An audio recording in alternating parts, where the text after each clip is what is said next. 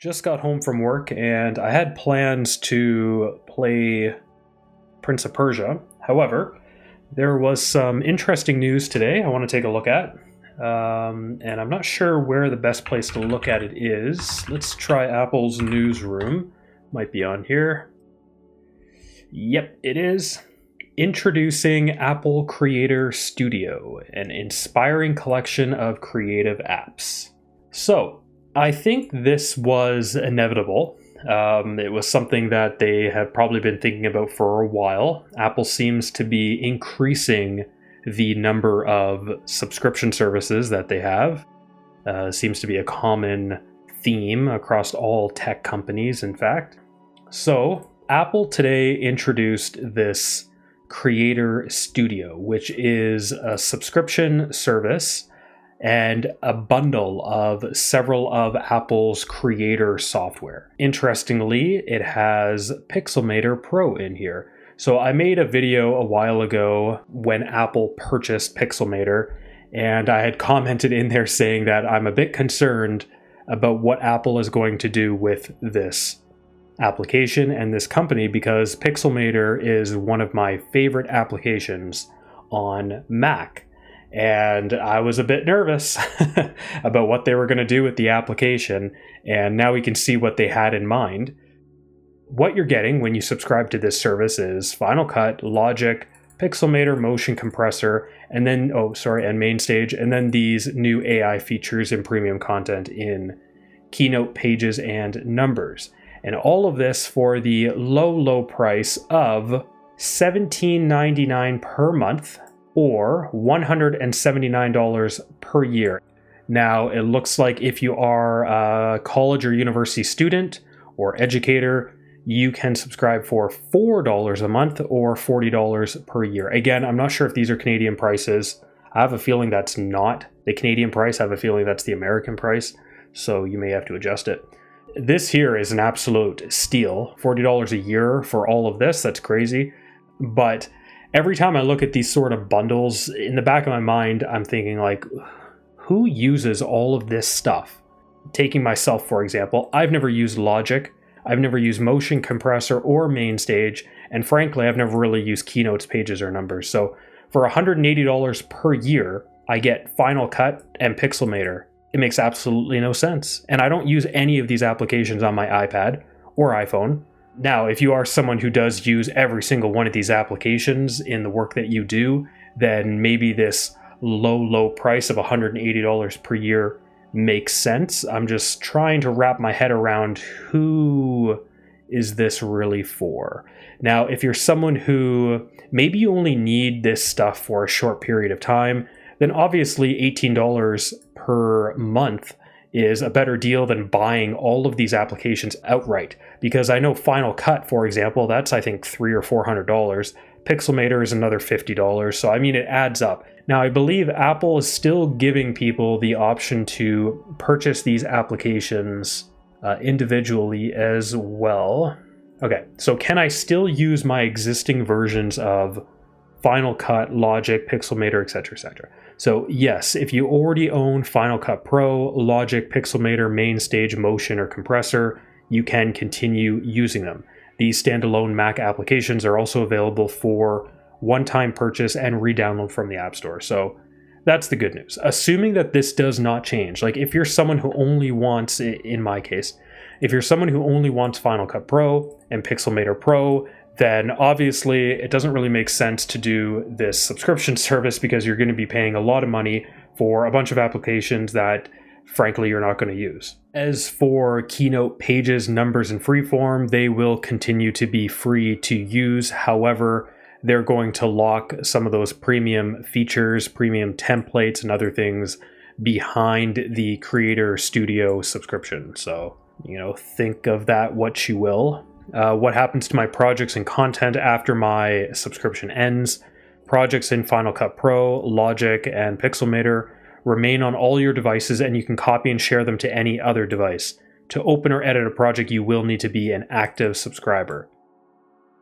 This is a good feature of this subscription. So like other Apple subscriptions like Apple One, you can kind of bundle it together with family members. So A standard Apple Creator Studio subscription can be shared with up to 5 other family members using family sharing. That's a really, really great deal.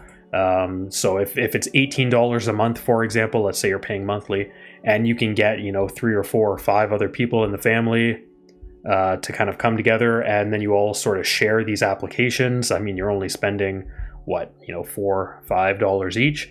So yeah, I think that's pretty cool if you are someone who's in that situation. But I am not, and I am also someone who only uses 2 of these applications consistently.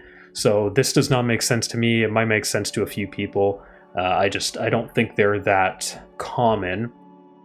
What are people saying here? Finally a future for Pixelmator Pro. And on iPad too? What do you mean, finally a future? It already existed. What does that mean? This is the most important bit of the press release to me. A person that dislikes the subscription model, one-time purchase is still, yeah, so 100% agree with this individual.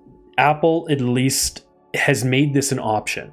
They're not locking all of these applications behind a subscription service, which I believe is what Adobe did with a lot of their applications. So I could be wrong, but I'm pretty sure like Photoshop and the rest of them, the only way for you to get the latest version of Photoshop is to get it as a subscription.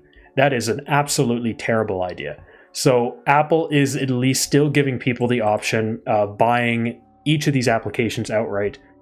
Yeah, and I'm in the similar situation as this individual here. So it's crazy that I bought Final Cut Pro and Motion more than a decade ago. I still have access to the latest version of those apps. So yeah, so for anyone who's had these applications for a while, I mean, this is nothing for them. But for people who are interested in these applications and maybe they don't want to spend $300 to get Final Cut Pro and they're okay doing a subscription model instead, hey, I mean, options are good. I don't think there's anything here to necessarily complain about. I think it's fine that Apple is giving people options for how to download and purchase these applications. However, the only concern that I have is that what is going to happen in the long term? Is Apple like this here, where Apple is locking AI features and premium content? Like, is Apple going to do this kind of thing with applications like Final Cut Pro and Pixelmator Pro? Because that's going to drive me insane. So if they start only releasing premium content for those who are on this Creator Studio subscription, and those who actually bought these applications outright are not getting those features, that's going to be a bit of a problem. And I'm going to be pretty outspoken if that is what's going to happen. So that's the only concern I have in the back of my mind, thinking, what could this subscription mean for the long term for people who actually would prefer to own their applications? Very, very good reminder here. This individual says, Apple TV Plus started at $5 a month and is now $13 a month in 6 years. So don't get cozy with that price. Yeah, absolutely. This person saying, I'm down with this. So, I mean, there are clearly people out there who see this as a benefit. I was thinking this as well. I'm thinking back to when Apple had Aperture, which was my favorite like photo management and photo editing software to compete with like Adobe's Lightroom, and they axed it. That was such a huge mistake. That was a great application. Glad to see Pixelmator finally getting some love. I'm not really sure what this means. What do you mean Pixelmator? Apple bought Pixelmator, but they didn't do anything with the application. So I'm not sure what they mean Pixelmator getting some love. I don't know. Are they getting a whole bunch of new? I didn't read too much into the announcement. Maybe Pixelmator is getting a big update. I mean, this looks different here with the sort of liquid glass. I don't think it does that currently. But I mean, it's UI updates. Yeah, this is definitely different. It has Apple's like Tahoe design language in it. Has anything on a usability front been updated? Maybe a little bit. I don't know. I don't really want to read all this. But yeah, so look at this here. So this person says it's really cheap, $3. This is American. $3 a month for student versus Adobe Suite, which is $25 to $30 a month for students. I mean, for students, this is a no-brainer. It's an amazing deal. This person is saying cheap and tacky Windows-looking icons. I'm not sure if that's true. I don't mind them. I think they're okay. I don't think they're the best icons I've ever seen, but I mean, at least they're consistent in their style. Yeah, so this is sort of the same question I have. This individual's asking about the updates that we're seeing in the announcements. Are we going to see those updates come to the applications that people own? I have a feeling the answer is yes to that. My bigger concern is, are we going to be getting updates over the long term? Or is Apple going to lock future updates to those who have the subscription? That is not going to be good if that's the case. This person does not like subscriptions, apparently. Again, I'm not a big fan of subscriptions either, but at the same time, Apple is not making it a requirement yet. They're still allowing you to purchase all these apps outright. So my concern, as I've already said multiple times, is just, where is this going to lead? What's going to happen 5 years, 10 years from now? Is Apple eventually going to stop supporting Pixelmator Pro and Final Cut Pro for those who purchase the applications outright? Are they no longer going to see major updates come out? And if you want to have the latest content for those applications, you then have to subscribe to Creator Studio. If they do that, I'm going to be really pissed off. But so far, I'm not going to get too worked up. Right now, it's simply an option, and I think that's good. Options are good. It's not for me. But yeah, I think it's neat for those who are interested in this, especially students and educators. Anyways, that's it for this video. I'm going to switch over now to start playing some Prince of Persia. So I'll see you in the next one.